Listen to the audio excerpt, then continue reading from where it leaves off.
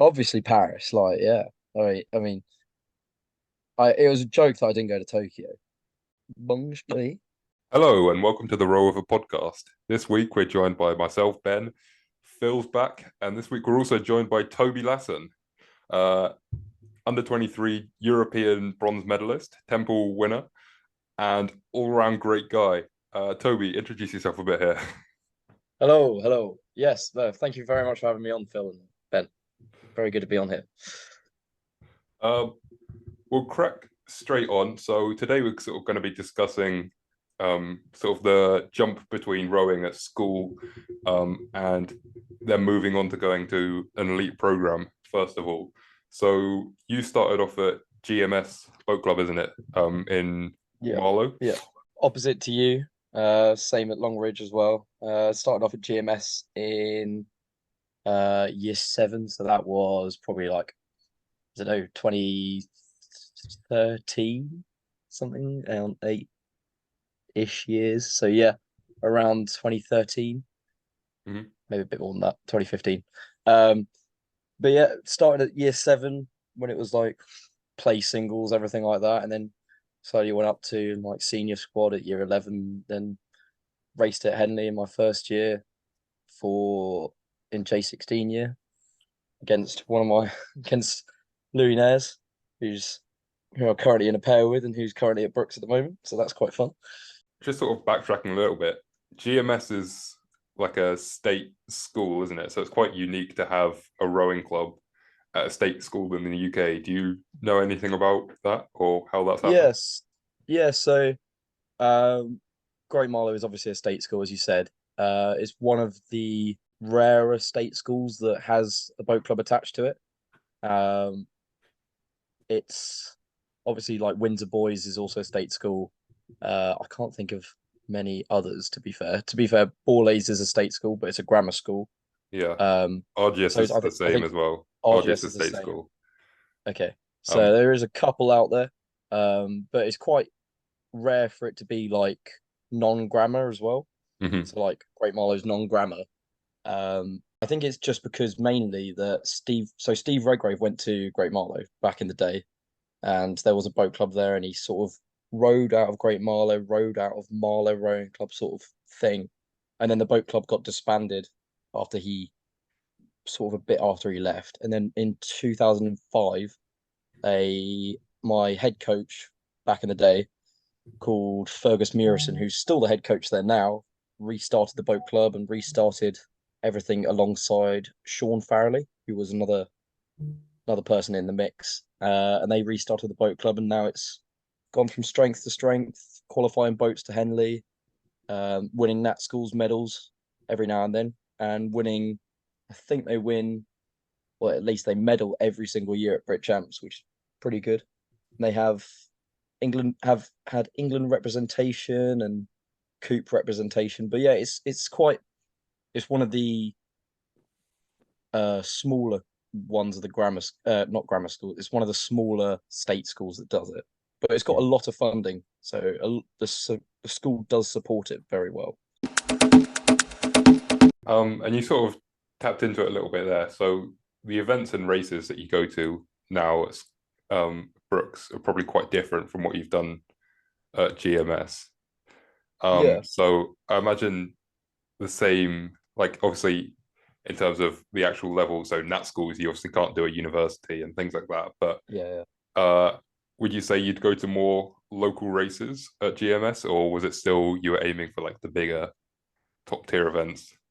Um, I think for like a small club such as GMS and RGS as well for yourself, I think what my coach used to say was that we would do regattas where we'd like to win.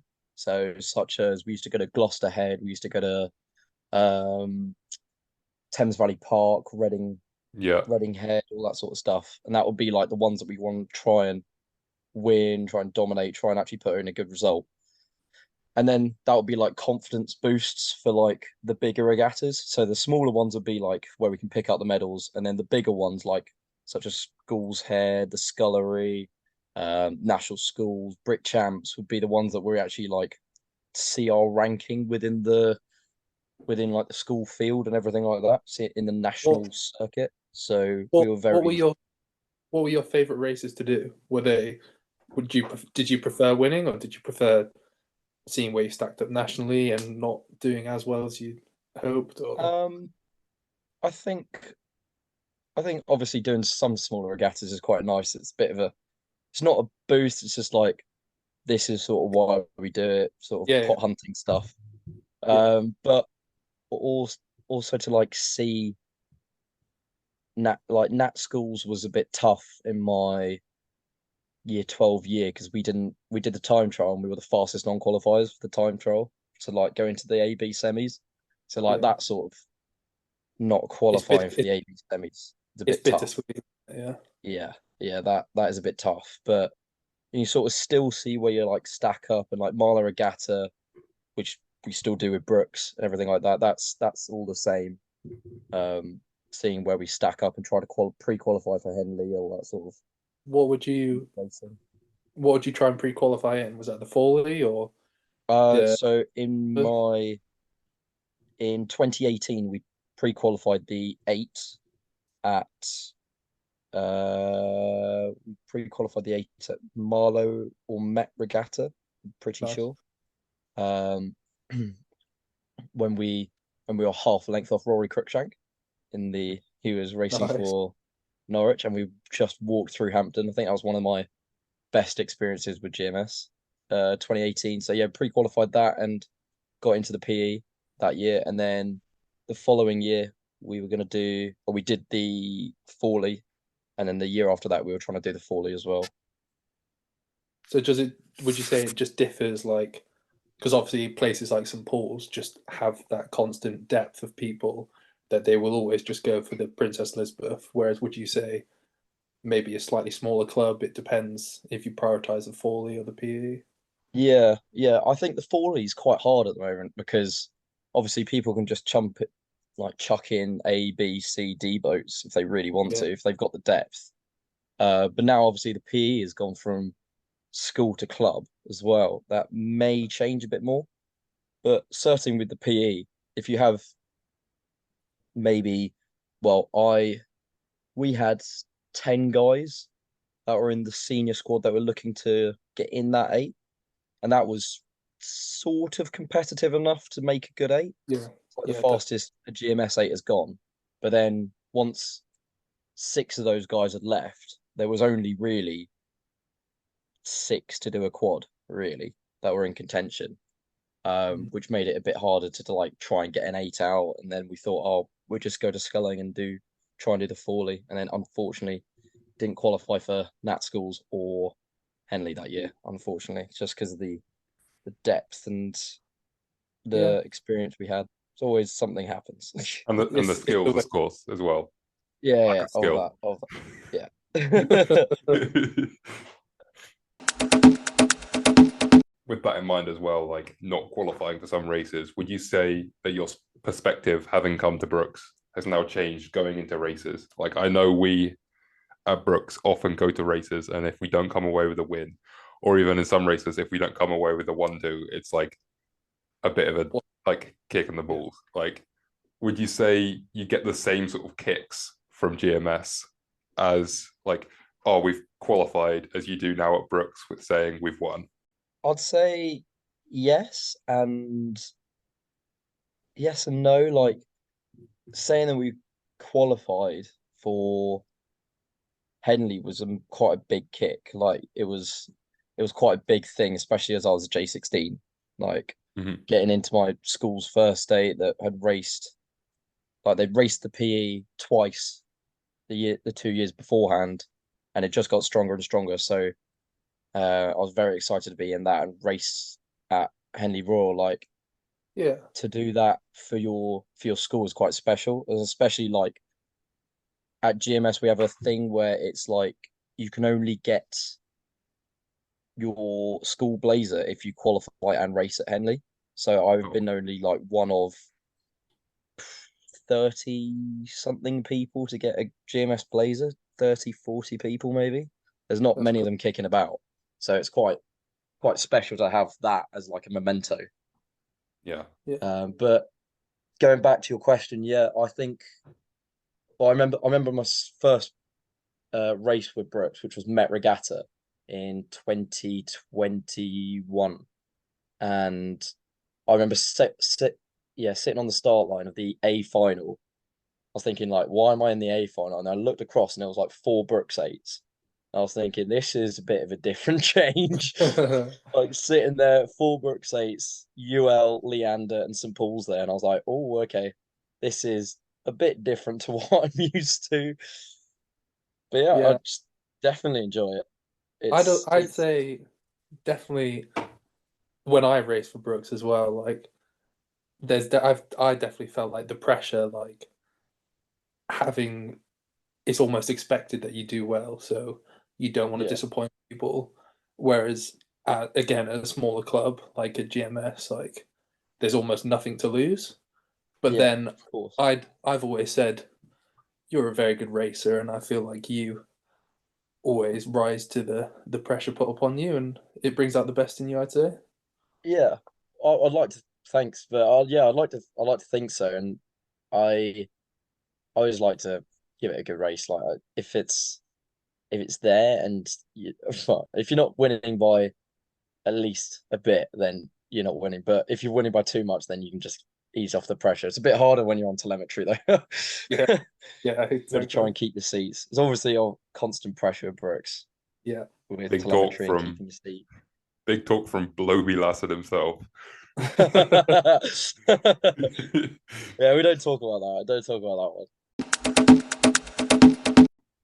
Moving on a little bit here, in terms of opportunities that you get between like elite clubs and school programs. So obviously at Brookes, we've talked about the opportunities you get in terms of events. So you could pre-qualify for Henley, that's pretty much a given, and things like that. But in terms of, I guess, camps and extra opportunities you get, things like TAS maybe, um, how does that weigh up against what you did at school?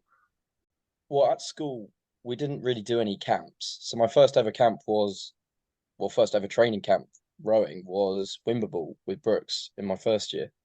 Um, we didn't ever do any camps. We just stayed at Longridge and did training like normal, but it was more 2 sessions a day, and you got to turn up to this, this, and this. This is what the training is going to be, blah, blah, blah. Like sort of just extra training labeled Mhm. as a training camp, which was a bit weird. Yeah, I think we had the Um, same thing.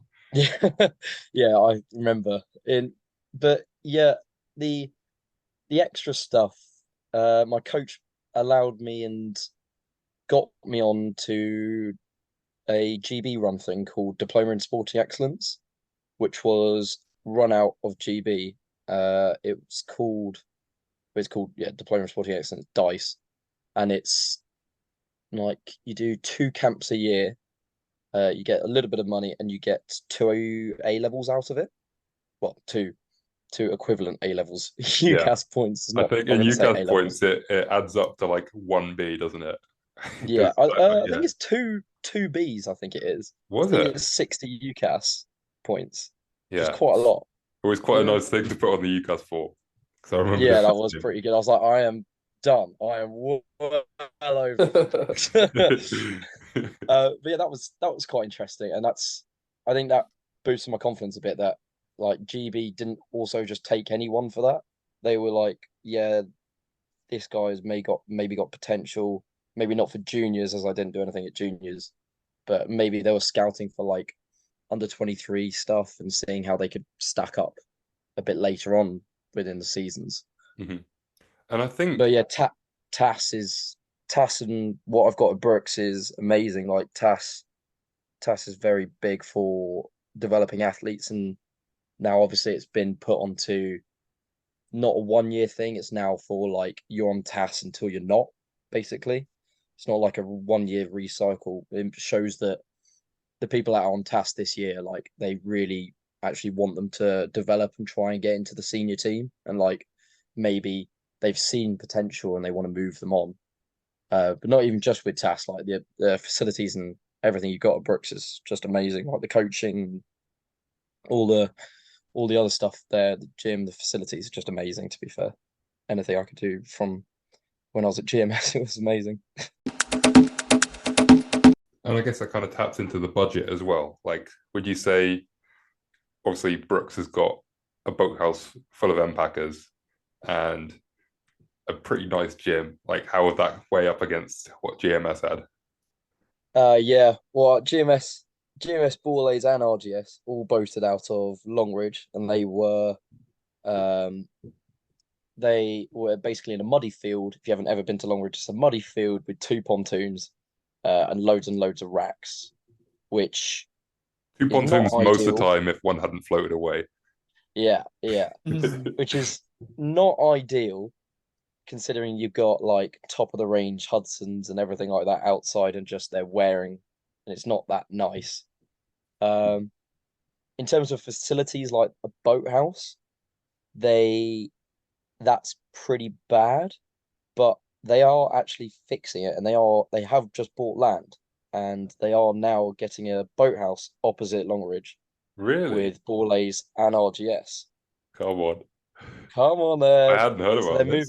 they're moving the racks after this year and they are starting to build a £2 million boathouse at Marlow, well, opposite Longridge, to put all their fleet in, which the fleet is a little bit different to Brookes. Like we always went off.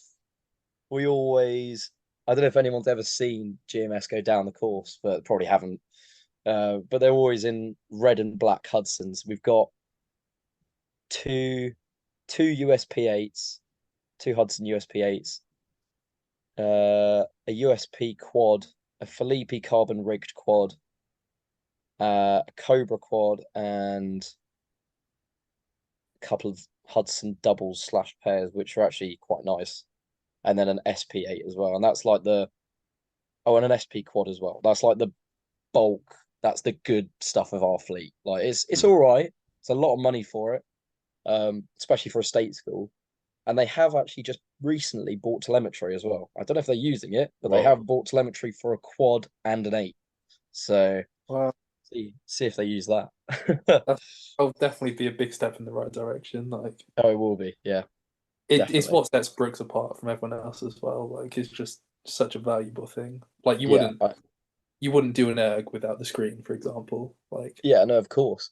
the And you same wouldn't, principle. and it's like they could be putting a really big erg on, but they could be doing nothing in the water, or Yeah, they could yeah, be doing a lot in the water and you don't see anything on the erg, and they think, oh, yeah, that's discarded. But if they're actually setting the boat up and putting some more work on the water, then yeah. I can't see any. I now being at Brookes, I can't see any clubs not using telemetry or screens or anything like that. It's just it baffles me for like when I have to do coaching how to actually put people in a boat off of no Yeah. telemetry. I'm like I don't know how to do that. Yeah. Well, I do, but I have to sort of guess at it a little bit. And that's what we can sort of lead on to from there and just talk about coaching a little bit. Um, Yeah. how do you do boat selection? Are you involved with that? I am. So I coach for Balliol, which is a Oxford college. Um, I am the assistant coach, unfortunately. I'm the assistant coach, and I coach the second and third boat for the men. I do have a small bit of input for the M1, which is the men's first boat, but not as much as yeah, I was not as much. Um, but what I mainly do selection off is like how they row on the water, obviously as the main selection, and 2K times, and then what I think they're actually putting down and how much they're trying. That's quite a big one, and like how much they turn up and everything like that. But it's mainly about 2K times and how they row, to be fair. Mm-hmm. And would you say if you just whack telemetry on, it'd be whoever pulls hardest? Uh, well, yes and no. I think I'd have to look at quite a few different things. I have looked at, so as I said, GMS have got telemetry, and I did some stuff with them before Falls Head. last year. What was it? Yeah, last year, and I was looking through some telemetry of their stuff and trying to whack up and see how they're doing and all the angles and everything like that, and give them a couple of pointers. So I'll probably do the same with if I had some proper telemetry and proper data and everything like that, then I would look into it a bit more with just not like numbers, but more power to weight stuff and angles and curves and stuff.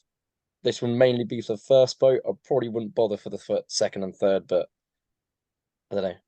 We'll have to see. And how have Balliol been doing recently? Are you a good coach? I wouldn't say I'm as good as you, Ben. You clearly have got some. You just tell them to pull harder, don't you? Absolutely. How did they do it? Because it's recently been torpedoed, hasn't it? So how did they? Yeah. So my unfortunately my third boat didn't qualify for torpedoes. Story of my life, classic. The second boat, my M2 on the first day when I wasn't there because I was training, classic. Went down 4 places because they crashed into a bush. Oh, Amazing. nice. So they got passed by 3 crews. None of the fault of the coxswain. Apparently the rudder was dodgy. So Felicity, you're all okay. You're all okay. Well done. Don't know. And then we went up one place the day before, and then another place the day before that. No, sorry, day after that. So we actually just lost one place, which is not too bad, I think. Yeah. Last year, however, we got blades, which meant you go up and up and up each day. So I don't know. Yeah. It's almost a curse to get blades, isn't it? Like it just means you have a really hard starting order the next time. But yeah, it's how these things go, isn't it? Yeah. Unfortunately, yeah. Yeah, and you talked a little bit about like working with GMS as well. Would you look into coaching as a future sort of full-time career? Is that what you'd like to go into? I've thought about it. I feel like I'd need to do a bit more notable stuff before if I went into coaching. I feel like I'd need to do maybe another Henley win or something to do with Worlds or maybe like some senior development stuff, and then maybe go into coaching. If I didn't go into coaching, I was thinking about maybe going to like the forces or like the Navy or the Army or something like that. I've always been sort of interested in around that. So possibly. But if I did go into coaching, what I'd love to do is take over from the head coach at GMS and actually like start to slowly rebuild that and make it sort of how I want to make it, because I'm quite loyal to that club. Like I keep on going back every now and then. And like I'd like to say I was made. GMS Swans get a tag in pretty much all your play Oh posts. yes, Swans always get a tag. Swans always get a tag. But yeah, I'd like to say I was made at GMS, and like I was there first. I think they sort of proud of me because I was there first. Obviously, Henley win, and then Blaze. Unfortunately, it was like 3 hours later, but I have to claim it as the first one. And I was there first under 23 vest as well, ever. So I have to take that as well. So I think they're happy with me at the moment. He was born in Great Marlow, but he was made in the Great Marlow Swans. On top of sort of coaching, I know that from my experience coaching, I guess I learn quite a lot about rowing and how rowing looks from the outside, even though obviously it's not me in the boat. It's quite nice to have that perspective. Would you say that you get a good perspective of like, do you ever coach and then think, actually, I could probably apply some of the stuff that I'm saying and seeing to what I'm doing as well? Yeah, I think especially coaching the um so in my second year after we did Henley, I went back to GMS and I coached the home international England pair through England trials, and then to a couple of sessions after they'd done England trials as the England pair, as the junior England pair, for them to go to home internationals. And I'd coached them a couple of times in the winter. Well, I'd say for about a month and a bit in the winter, and then a little bit before they did their Nat Schools silver medal. And I sort of learned a bit more about how to move a pair from watching them and saying like, this is what I want them to do. But it's also, I was thinking, oh, right, if they're moving it that way, then, and they're going quite fast, how am I sort of adapting that? And like, you're thinking about it all the time. Like, you're thinking, how can I get my way to convey to them? And then you sort of think about it in your head and you're like, actually, that clicks a bit more, and then that clicks a bit more. And then you think in the boat when you're training by yourself or when you're training in a pair, you think, oh, maybe I can try and apply that, try and sit a bit more still, try and get a bit more less pinch on the front, or a bit more pinch on the front, or however, basically. I was just thinking, well, if they're doing that, should I give it a go and see how it goes? And then if it works, then I'll tell them. Or, but yeah, Use them as lab rats, basically. yeah, basically, yeah. Now onto the stuff that I'm sure you've all been waiting for. Toby's slight obsession, I guess, with kit and kit collecting. Let's start out with just get it off the table. How much kit do you have, Toby? What, all in ones? Just in general, all in ones. Everything. I Rowing don't know. stash. I think I've got probably. You have a spreadsheet. I know you know I everything. shut up about the spreadsheet. I didn't want that to be mentioned. That just makes me sound such a saddo. How many rows in the spreadsheet, Toby? Yeah, I think I've got. I can't tell you how many like tech tops. I think I've got like More than 10 then. Can't count on his seven fingers. long sleeves, 10 pairs of leggings, and then probably like 30 all-in-ones. Whoa. No. Yeah, something like that. Yeah, probably something like that. Maybe a little bit more, a little bit less. I can't remember. I do trade and sell quite a lot. Yeah. So in terms of trading and selling kit, like, was that something that was that premeditated, or was it like one day you thought, I've got a load of kit, I'm gonna start like trading and selling? I think like I always liked just changing up the all-in-ones, because like when I was at school, everyone wore the same GMS kit and it was so boring. Like everyone was in black and red and wearing the same kit, and it looked so amateur, I thought. Like if you match kit during training sessions, I think it looks so amateur. And especially like seeing, it's gonna sound really sad as well, especially like seeing Brookes promos and stuff like that. Everyone was in mixed kit and it just looked pretty cool. So I was just sort of like buying, like how you buy like a JL Hudson all in one, or like a Concept 2 all in one. And then it just sort of got a little bit more. So like I bought a couple of national team vests, not obviously GB until I earned it. Um the Dutch one, the Australian one, just because they were a bit of fun, to be fair. And then I started trading them because I just got a bit bored of them. Traded them with some Brookes guys. Traded them. I am the again, it's going to sound really sad. I am the moderator for the buy and trade group on Facebook, which has got 25,000 members. So if you want to join that, I'll be the one accepting you. Did you start that, or did you take that over? I didn't start that. The guy that started it was looking for moderators, so I said I'd do it because I'm boring. Yeah, that's cool. So yeah, I help out with that. You'll probably see me on there probably like 4 times a year selling some kit or trading some kit. If you ever want to trade any kit, I'm looking for some really cool national team stuff at the moment. If you see me, I do go to Worlds or Euros or whatever, then we'll definitely be trading a lot of stuff there. Hit me up. Hit me up if you've got some good trade offers. Looking for Goldie kit. Goldie kit is big. Love some Goldie kit. uh, so I guess that covers your favorite stuff. Have you got any Goldie kit? I don't know. I think my favorite all-in-one is probably it's got to be the GB stuff really.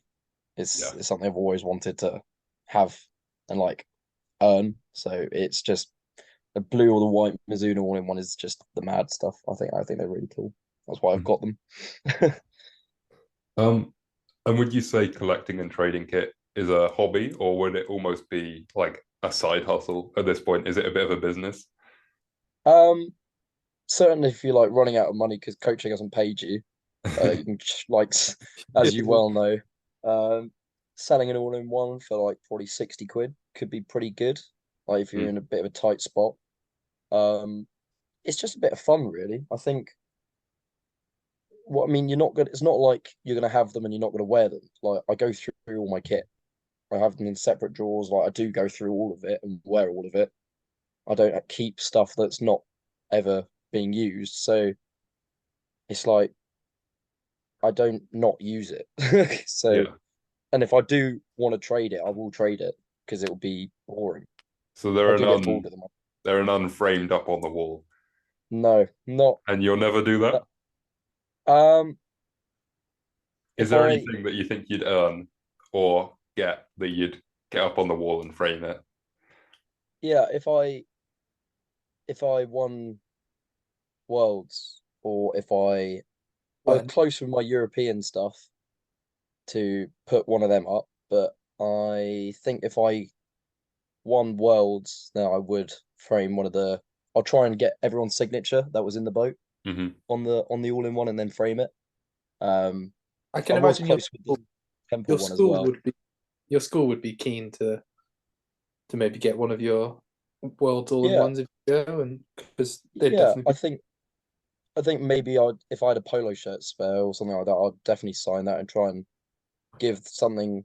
I've always wanted to try and give something back to the club, and like I would always tag them or like for Henley when me and Blaze won together, not in the same boat, but when we won together at the same Henley, we both, if you'll see us on the medal podium, we're both wearing GMS ties, and we are representing our old club because we loved our time there, and we would always want to give something back to them. So then, like, give the recognition that they started. So, now for the Q&A. First question: tips with nerves getting into a big race being favourites. Um, so you've just got to not really think about it. How I think about like nerves and going to the start line is I do shit myself a bit, to be fair. Like when we were at Ratsburg and the under 23 German 8 was there with their green boat, all their telemetry, all the German blades, all the German kit. I was like, okay, I am shitting myself now. um, but like going in as the favorites, I think you sort of got to believe in yourself that you are the favorite and like you know that you can come away with the win. If they try and jump you, you know that you are the faster one and they're just going to pay for it. Like it's sort of like it's sort of like the cheek on them to try and get up on me. Like the cheek on them, For context, that's as a Jake classic Winkham Jake would Winkham say. line. Classic Jake Winkham. A cheek on them to try and get up on me. But I mean, it is sort of like that. Like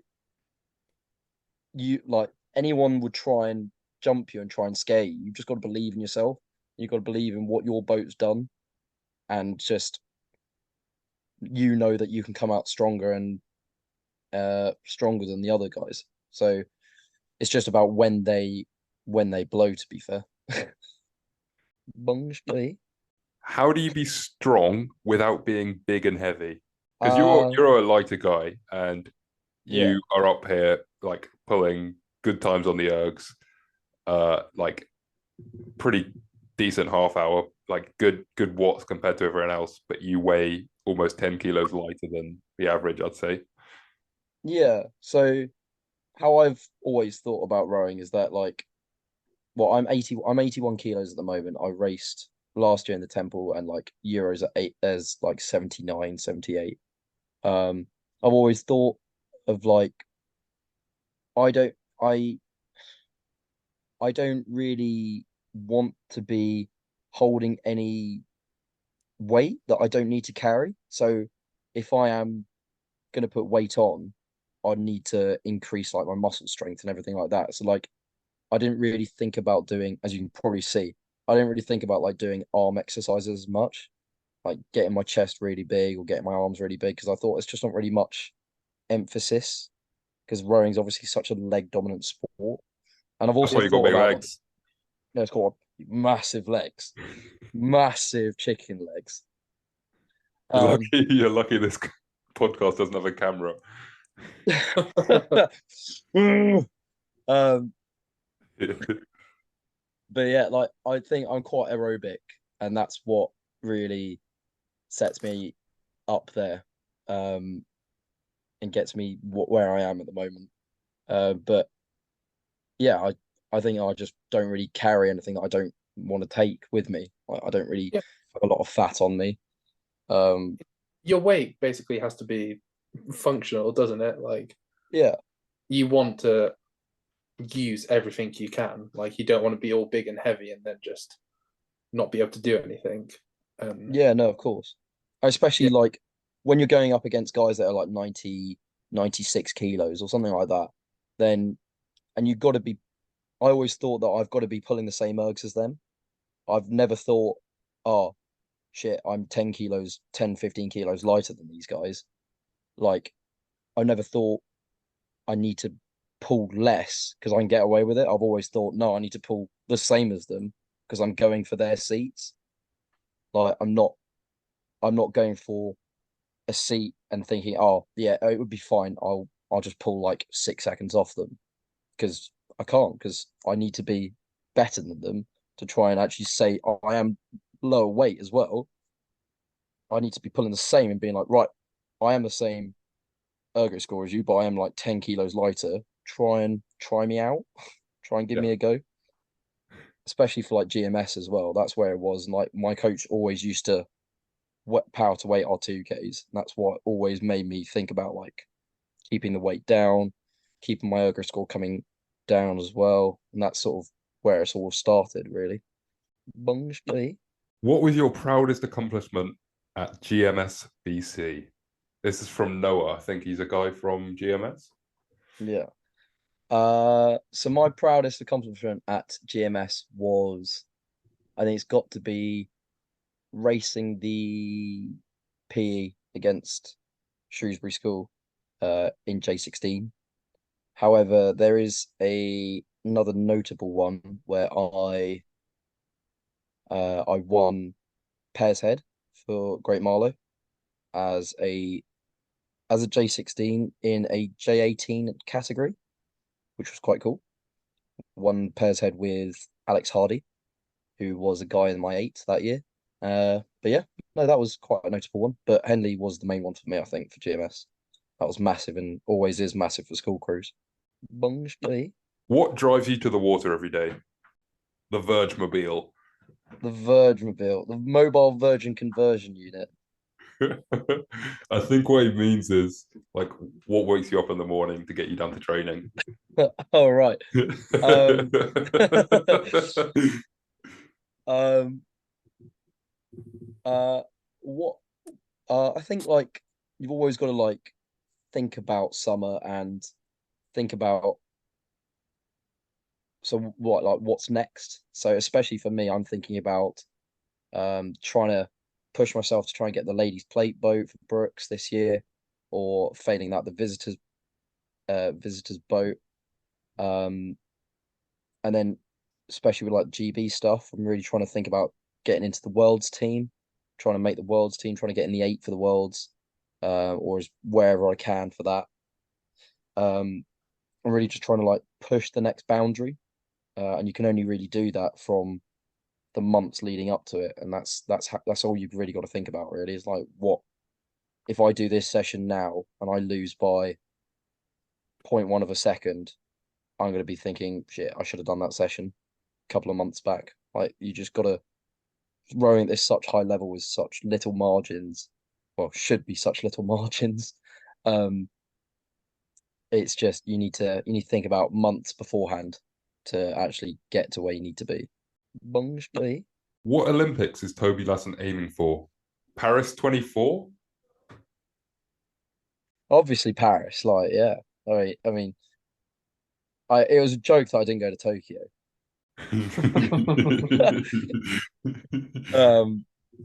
Probably the one after LA. Awesome. I think Melbourne. that's realistic. I think that's If Melbourne. I did. Bung Splee. Thanks very much for coming on, Toby, and having a chat with us. It was great having you on, and I'll see you tomorrow morning at training. Thank you very much, Ben and Phil. Cheers. Thank you very much. Bye.